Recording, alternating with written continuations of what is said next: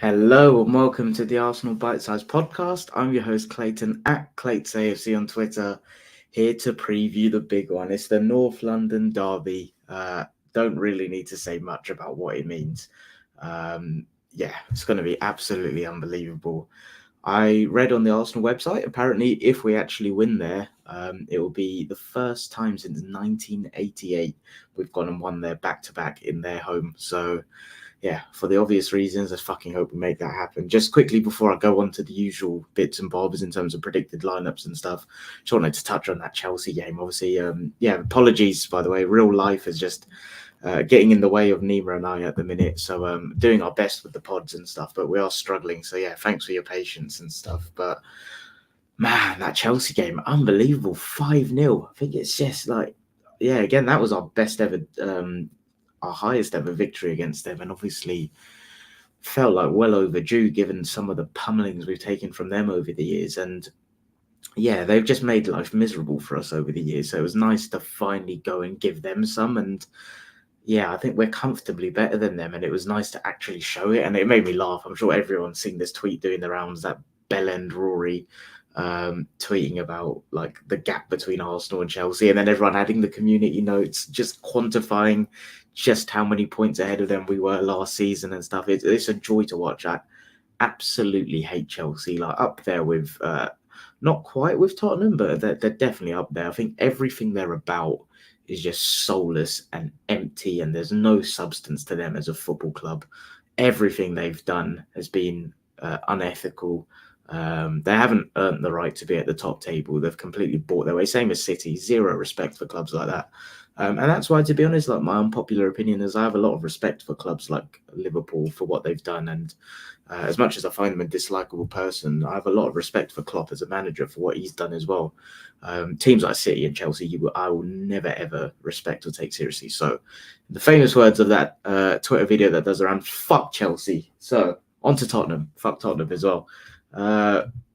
Predicted lineup. So team news wise, looks like everyone's fit. Timber obviously played for the under-21s on Monday. Scored an absolute banger as well. So fuck me. And I look at Partey's performance midweek and I just think, imagine what we would have done if Partey and Timber were fit all season. But in terms of the predicted 11, the lineup that obviously played against Chelsea was Raya in goal, White, Saliba, Gabriel, Tomiyasu. Midfield three was Partey, Rice and Odegaard, and the front three was Saka, Havertz and Trossard. I think it's going to be the same team. I think it's literally going to be the same 11. I think Partey, I thought he was brilliant on the ball. I think Jorginho gives us a level of real control and slows the tempo, but I think we need Partey's aggressiveness on the ball. And I think Partey's like a little bit more athletic as well. Like, his ability to intercept on Tuesday or Wednesday, whenever the game was against Chelsea, it was really good. He's kind of anticipating space quite a lot. He's physical in the duels, and he's just got a bit more punch about him. I feel like when he's playing, the rhythm of play is good. He allows Rice to go a little bit more adventurous because Rice doesn't need to worry about someone like Jorginho back there. I think Partey's more than capable of playing that six role. Not that Jorginho isn't, but I think Partey's able to cover more ground. I think Tomiyasu picks himself. Like, he's been absolutely brilliant. Brennan Johnson's obviously quite a fast, pacey outlet there. And I think it just gives us that platform to defend. Like I say this so often, just give yourselves the platform to defend, nullify them, and then build on that. Because then going forward, the way we like propel from a defensive structure into an offensive one is unbelievable. One of the best in the world at the way we do that. So I think as long as our defensive structure is in place, it gives us the platform to then go on and hurt teams offensively. And I think Tomiyasu being there, a double pivot in certain areas of the game of Partey and Rice gives us that. And then I think Havertz is the big game striker. And to be honest, I think he should just be the number 9 in terms of what he gives us. He's doing brilliantly. And Trossard, I think he's just kind of playing himself into that position right now. It's a shame because I think stylistically it is a game that would suit Martinelli with how high Spurs play and the amount of space and the way their fullbacks go into midfield. I really think it is a game that would suit Martinelli, but it's Trossard that is in the better rhythm at the minute. And we know Arteta talks about rhythm a hell of a lot. So, yeah, I think it's going to be Trossard that gets a nod, and I think it'll be a complete unchanged 11 from the one that didn't just beat, absolutely walloped Chelsea midweek. For Spurs, obviously their last outing was a nice humbling against Newcastle, and I hope we can do something similar. Honestly, I think we got the potential to, I think even in that home game, don't get me wrong, they played some really good stuff in periods, and they were brave on the ball, but I think it was an element of them just being fairly new in the way they were playing, teams not having sussed them out yet. Obviously, Rice went off injured, Jesus missed a couple of good chances. I really think we have the ability to go there and absolutely pummel them, honestly. So their team against Newcastle was Vicario in goal, Porro, Romero, Van de Ven, Udogie, who's obviously injured now, is going to miss the rest of the season. The midfield was Bentancur, Basuma, Maddison, and then it was Johnson, Werner, and Son. Porro has been a doubt, but apparently he's available. Richarlison's back and available, so it'll be interesting to see if he starts. I personally don't think he will start. I think it will be a similar team, and Udogie obviously being out, maybe Ben Davies or Emerson Royal comes in. I reckon it'll be Emerson Royal because they'll look to nullify Saka there. I could see Papis Sarr playing maybe if he's available.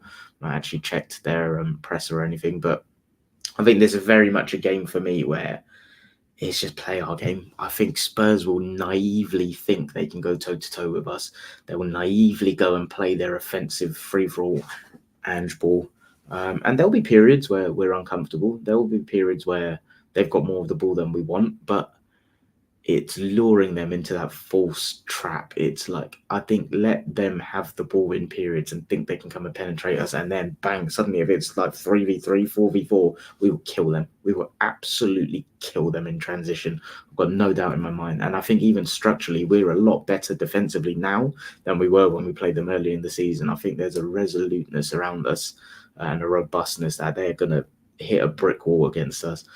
I really think this has the hallmark of being a memorable day out. Last year when we beat them 2-0 away from home, it was a big day out. I remember Finn, one of my mates who's jumped on here a couple of times, he was saying it was one of the best ever. I think this really has the hallmarks of potentially doing even better than that. And on that, score predictions, I'm going for a 3-1 to the Arsenal. Unfortunately, I think Spurs, because they do play so offensive, I think just by probability, they will create enough to get chances, but I think we'll absolutely kill them defensively. I don't think they'll adapt to us. I don't think they'll change for us to their, and that's naive from them. I think we will absolutely murder them on Sunday. This is probably going to come back to bite me, but I'm very confident. I think we will go there. I think the atmosphere will be hostile, but I could see it getting hostile from a negative perspective from them as well. If we turn up there and we're 2-0 up and taking the piss and olaying like we did against Chelsea, that toilet bowl has the potential to get very, very toxic. So very confident going into this. I think it will have to be individual errors or catastrophe